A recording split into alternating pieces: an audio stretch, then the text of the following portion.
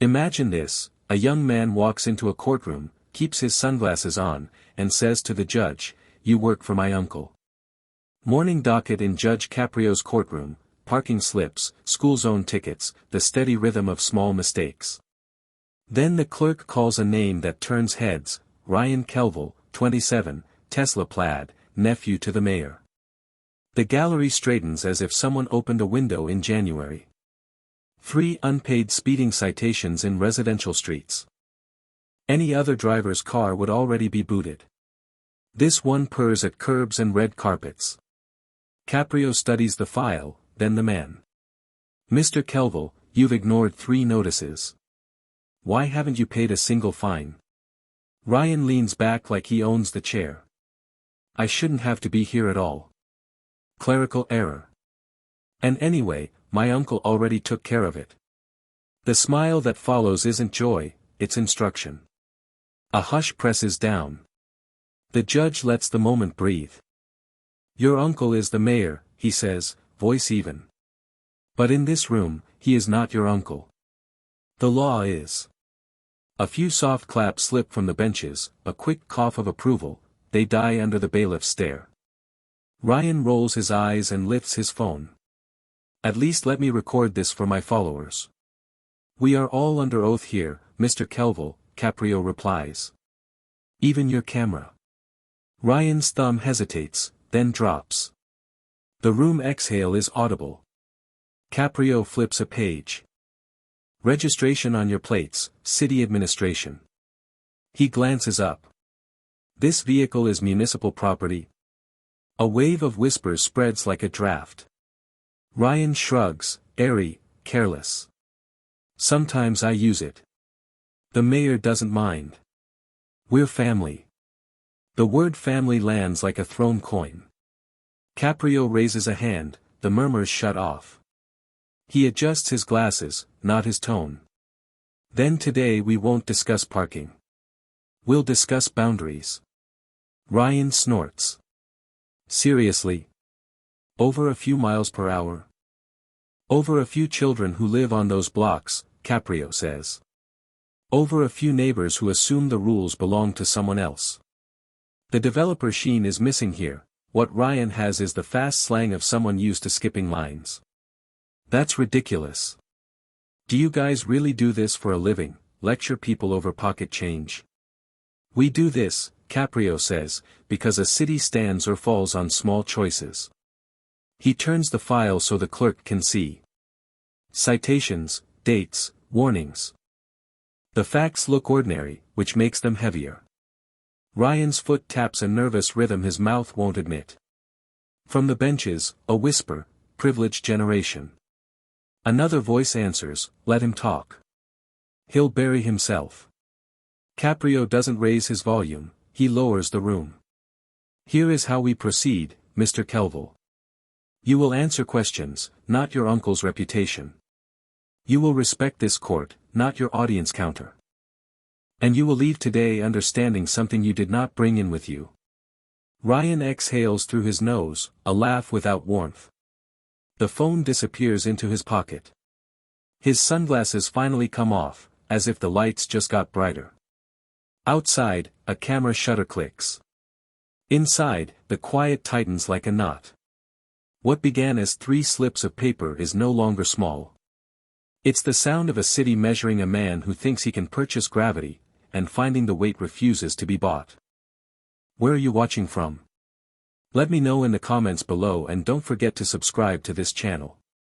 Its citizens respect his uncle. He grew up where rules were wallpaper. Caprio folds his hands. "What do you do for work, Mr. Kelvil?" Ryan smirks. "I help out at City Hall. Which means, roughly, I'm part of the machine." "What is your position?" He shrugs. "Unofficial. I keep little problems off the mayor's desk. People call, I make things go away." The gallery reacts, a low rustle, the kind that says we've always suspected as much. A man in the second row mutters, "Must be nice." A woman shushes him, eyes never leaving the defendant. Providence knows the last name. It's on billboards and ribbon cuttings, on plaques in parks and the podium at graduations. Ryan's mother, the mayor's sister, teaches at the community college, a steady presence with tired hands. His father died when Ryan was 10, the mayor stepped in, tuition, internships, a keycard that opened more doors than merit ever could. What began as kindness hardened into habit, club scuffles that evaporated, parking in fire lanes, for a minute, city vehicles borrowed like jackets. Caprio studies him, not with anger but with that attentive patience older men reserve for the young when they still hope the story can bend. "I see your name here before," he says mildly, tapping the file's corner. Ryan's mouth tilts. "And aren't you tired of reading small fines, Judge?" The room holds its breath. Caprio doesn't blink. "I tire only of those who cannot find the use of honesty." The line lands like a quiet bell.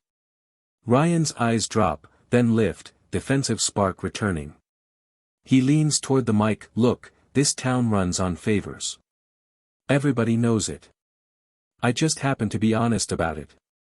The clerk, at Caprio's nod, types quickly. "Your Honor," she says, "purchasing record confirms, the vehicle was acquired through the municipal fleet budget." A sharper murmur rolls across the benches. A retired firefighter shakes his head, a young mother presses her lips together. "City property, joyridden like a toy." Caprio turns back to Ryan. "You understand what that means?" Ryan answers too fast. "It means the car is insured. It means," Caprio says gently, "your neighbors paid for the privilege you treat as personal." Outside the windows, Providence moves, buses sighing, footsteps on wet sidewalk, the everyday gravity of a place that keeps going. Inside, the narrative that kept Ryan afloat begins to sound smaller than the room he's in. The judge's voice softens further, almost fatherly. "You call yourself part of the machine. Machines don't raise boys, people do. Somewhere along the way, you mistook convenience for permission." Ryan's jaw works. He looks, for a heartbeat, less like a swaggering nephew and more like a young man standing where his uncle cannot stand for him. From the back, someone whispers, "This won't stop at the kid." The thought hangs there, because it's true. The day's not only about citations. It's about the message that threads a family to a city. Caprio closes the folder without ending the moment. "Mr. Kelvil, whatever happens next won't change the past. It may change the household that taught you to ignore it." He nods to the clerk. "Let's verify every authorization tied to this plate." The gavel doesn't fall. Not yet. The sound that follows is smaller, a keyboard clacking, pens uncapping, yet it feels like the first creak of a door no one intended to open. He came expecting to walk out a winner. But sometimes court isn't a sentence, it's a mirror. When Ryan returns to the courtroom, he carries himself like someone rehearsing control. The sunglasses are gone, replaced by an expression too careful to be genuine. Caprio, calm as weathered marble, flips through the papers on his desk. Then his brow tightens. 3 tickets, 3 different officers. But all of them stamped paid in full by the same administrative signature, a name belonging to no one in the Providence database. Someone had manually erased his fines. "Mr. Kelvil," Caprio says quietly, "you told this court you didn't know about these citations." Ryan leans forward. "I heard about them. But I was told they were handled." "By whom?" A pause. His jaw shifts. "It doesn't matter. Someone who knows how things work." The room breathes in and waits. Caprio looks down at the file again, then back up. In this court, there are no people who handle things. Only those who take responsibility. Before Ryan can respond, the courtroom doors open. A young woman enters, reporter's badge around her neck, notebook pressed to her chest. The clerk whispers her name to the judge, and suddenly the air feels charged. She holds up a printed email chain. "Your Honor," she says, "I have correspondence between Mr. Kelvil and a city office staff member. It's already been verified." Ryan stiffens. "That's private communication." You can't. She reads anyway. Delete those stupid fines before my uncle sees them, her voice steady, he'll kill me if this gets out. The gallery reacts, gasps, murmurs, a few low curses. Ryan's face drains color. Caprio raises his hand. Order. His voice slices through the noise without volume, the way truth does when it's too clear to ignore. You confirm this came from a city server? The reporter nods. Yes, Your Honor. The messages trace to an internal account, Department of Traffic Enforcement. Ryan's voice climbs. This is outrageous. This whole thing's political. You're using me to attack my family. Caprio doesn't blink. You used public money to erase private behavior. That's not politics, Mr. Kelvil. That's theft of trust.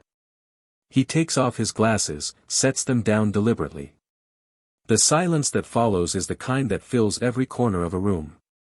The bailiff clears his throat, stepping forward, but before he can speak, another figure appears at the door, a representative from the mayor's office, sweating despite the air conditioning.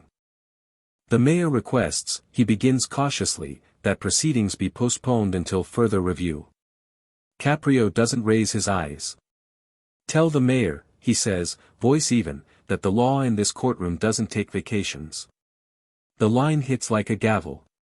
The audience rises to its feet, spontaneous applause breaking the air. Reporters scribble frantically. Ryan stands frozen, fists tight, his face caught between disbelief and humiliation. For the first time, his name, the one that used to open doors, now feels like a locked one. Caprio gathers the papers, aligning them neatly before him. We will continue tomorrow. The truth doesn't vanish when the lights go out. The courtroom empties slowly. Ryan lingers, shoulders hunched, as the whispers follow him out. Outside, the city hums like nothing has changed, but something has. In one quiet morning, privilege met its reflection, and it flinched. There are days in court when truth just sits quietly, waiting to see if someone will have the courage to speak it. By the time the next hearing begins, the courtroom feels smaller, air thicker. Reporters line the back wall, cameras humming softly. Even the marble seems to hold its breath. Judge Caprio enters without fanfare, robe flowing behind him like gravity itself. He surveys the room, eyes calm but unflinching. I see many familiar faces here today, he begins. People who usually sit across the street, not in the gallery. But in this room, every chair is the same height. The words land like a hammer wrapped in velvet. Ryan walks in beside a suited attorney. Gone is the swagger of the first day, in its place, the tight mask of a man coached to appear repentant. Yet his gaze, sharp, restless, still carries the arrogance of inheritance. Caprio motions for the hearing to begin. The prosecutor wastes no time. Your Honor, we seek confirmation of who sent the email that erased the fines. Ryan's lawyer steps forward. That document is fraudulent. No verified record proves it originated from any city account. The judge nods, neutral. You have proof. Before the lawyer can answer, the prosecutor lifts a folder. We've obtained the metadata from the city's internal network. The deletion came from a private IP address registered to the mayor's residence. The room explodes, gasps, murmurs, the whir of camera shutters. A few journalists stand, their pens already racing. Caprio raises a hand. Order. But even his voice can't smother the electricity in the air. Ryan's face drains of color, then flushes red. His voice cracks through the noise. I didn't do anything illegal. I just followed advice. My family told me they'd handle it. Caprio leans forward slightly, tone measured. I didn't ask about your family, Mr. Kelvil. I asked about the truth. Ryan opens his mouth, closes it. His lawyer's hand tightens on his shoulder. The silence feels like judgment. Then, movement from the back row. A woman stands. Silver hair, worn composure, trembling hands clutching a purse. The mayor's longtime secretary. Your Honor, she says, voice unsteady but clear. May I speak? Caprio studies her for a moment. You understand that anything you say here is on record. I do. She draws a breath. That email was sent by me. But not by choice. The courtroom freezes. The click of a camera misfires like thunder. Caprio's tone softens. Who instructed you? Her eyes flick briefly toward Ryan, then lower. I received an order from his mother. The words fall heavy, final. For a moment, even the air refuses to move. Reporters stop writing. The prosecutor's pen drops. Ryan stares at the woman, mouth open but soundless. Behind him, his lawyer mutters something, too late. The mask has cracked. Caprio remains perfectly still, only his eyes betraying the weight of what he's heard. Political rot had walked straight into his courtroom, wearing family ties as armor. The judge speaks at last, softly, this court does not traffic in loyalty, ma'am. Only truth. The woman nods, tears rising but unshed. I know, Your Honor. I've been waiting a long time to say it. Outside, camera crews are already broadcasting headlines, but inside, no one moves. The moment feels sacred, painful, unvarnished, necessary. Ryan lowers his head, fingers gripping the defense table. The sound of his breath, ragged, human, echoes through the stillness. Caprio folds his hands. We will recess. The next session will determine not just guilt, but integrity. He rises. The crowd doesn't. For a heartbeat, even the journalists seem to forget the story. They just sit, watching the quiet man in black robes, who refuses to let power rewrite the definition of justice. There are moments when truth stops being a document, and becomes a weight. You either carry it, or you bury it. The city wakes to headlines that taste like scandal. Mayor's family under scrutiny. Caprio defies City Hall. Providence hums with gossip. In cafes, people whisper over folded newspapers. On talk radio, the hosts speculate how long before the old judge is pressured into silence. At City Hall, the phones ring non-stop. No one answers. Inside his modest chambers, Caprio sits at his desk, the morning light cutting through the blinds. The phone rings once more, a number from the administrative office. He listens for 5 seconds, then quietly hangs up. No words, no reaction. Just a sigh. The kind that sounds like resolve. By 10 o'clock, the courtroom is filled again. Television crews have returned, the front rows stacked with journalists. Ryan enters looking smaller than before, tie slightly crooked, expression tight. His mother's absence is louder than any voice. Caprio opens the session. We continue, he says simply. Ryan's voice wavers when he stands. I didn't mean for any of this to go so far, he begins. I thought I was doing what everyone in power does, using the system because that's what I grew up around. The judge's eyes narrow slightly, not in anger but in recognition. Ryan swallows hard. But now I see, the system isn't rules and walls. It's people. And I've been stepping on them my whole life. The silence that follows feels almost tender. Somewhere in the gallery, a man clears his throat, the sound cutting through the stillness like a tremor. Caprio folds his hands. Admission isn't an ending, Mr. Kelvil. It's the start of accountability. But are you prepared to pay not with money, but with the loss of privilege? Ryan meets his eyes. Yes. Just tell me how. Before Caprio can respond, the door opens at the back of the room.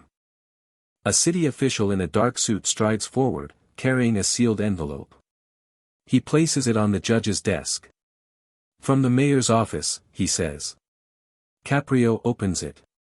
Inside, a single-page directive stamped with the city seal, immediate cessation of proceedings pending administrative review. The courtroom holds its breath. Caprio places the letter down, smooths its corner, and looks at the official. Please inform the mayor, he says quietly, that the law in this courtroom does not yield to convenience, or family. A murmur rises. Someone begins to clap. The bailiff's voice calls for order, but it's too late, the truth has already ignited. Caprio turns back to Ryan. It seems your uncle still believes rules are written for everyone else. Ryan's head drops, but this time, not out of defiance. Something in him has cracked open, and for the first time, he doesn't try to patch it. Outside, the courthouse steps are crowded. The hearing is live-streamed, the comments scroll faster than they can be read. Caprio stands tall. No one above the law. This is what justice looks like. Inside, Caprio continues, his voice steady despite the weight pressing from every direction. Proceed with evidence review, he instructs. Transparency is not rebellion, it's duty. The cameras catch his face, calm, lined, resolute. He's not angry. He's immovable. Ryan looks at him as if seeing him for the first time. Not as an authority figure, but as the person he's never met, a man who doesn't trade truth for comfort. For a long moment, the two simply stare at each other. One learning humility, the other teaching without sermon. The hearing adjourns at noon. The crowd outside erupts again, but Caprio doesn't pause for the noise. He steps through it like a man who's lived long enough to know that justice isn't loud, it's persistent. And somewhere in the back of the courtroom, the city's conscience, long asleep, begins to stir. The video lasted only 3 minutes. But in those 3 minutes, the whole world was watching. The final hearing begins in absolute stillness. No murmurs this time, no flash of cameras, just the steady hum of air conditioning and the faint scratch of pens. Everyone knows what's coming. The mayor's office has gone silent, his sister has vanished from view, and Ryan Kelvil stands at the center of a story that grew larger than any name could contain. Judge Caprio enters quietly. He doesn't look at the press. He doesn't need to. His gaze finds Ryan, tired, pale, stripped of arrogance but not yet of hope. Mr. Kelvil, he says evenly, you didn't just break traffic law. You broke the public's trust. Your uncle was elected to serve the people of this city, not to shelter his family from consequence. Ryan nods once, unable to look up. His hands tremble on the table, but his voice, when it comes, is steady. You're right, Your Honor. I've had everything and valued none of it. I thought respect came with a last name. But it doesn't. You earn it, or you lose it. A faint stir in the gallery, no whispers, just breath. Caprio leans forward. I don't see a criminal before me, he says quietly. I see someone who has finally seen himself. He pauses, the silence deliberate, the air weighted. Then. The fines will be marked as paid. But your sentence is not in dollars. You will perform 100 hours of community service, specifically, in the schools of Providence. You will speak to students about responsibility, about the cost of privilege, and about what happens when arrogance outpaces integrity. A soft wave of applause ripples through the room. Caprio raises his hand, and the sound fades immediately. Don't clap, he says. If we start treating justice as entertainment, we've already lost it. The line lands with quiet force. The cameras, though they shouldn't, keep rolling. Ryan nods again, this time without shame. I understand, Your Honor. I'll do it. The gavel comes down once, final, restrained, absolute. Afterward, outside the courthouse, reporters surround Caprio. One voice cuts through the noise, Judge, how did you stay calm when he tried to humiliate you? Caprio stops, the sunlight catching the lines of his face. A man can insult me, he says softly, but no one can make me become like him. That moment becomes the clip that circles the world. Within hours, the quote is everywhere, headlines, news feeds, social media reels. The video of the exchange between Caprio and Ryan racks up millions of views. But it isn't the drama that people share, it's the stillness, the dignity, the reminder that strength doesn't shout. This is what justice looks like, one comment reads. Firm, but human. Weeks later, in a small elementary school in South Providence, Ryan stands at a crosswalk wearing a reflective vest. Children gather around as he talks, no cameras, no press. Respect, he tells them, isn't something you inherit. It's something you build, every day, in small ways. A teacher watches from the doorway, her eyes soft. Later, she'll say he looked lighter, as if the weight he carried finally found the ground. That evening, Judge Caprio sits by his office window, city lights flickering below. He hears the faint laughter of kids outside, distant and alive. His voice, barely more than a whisper, drifts into the quiet. Sometimes justice isn't punishment. It's the moment someone finally understands what they almost destroyed. And for the first time in weeks, Providence feels at peace.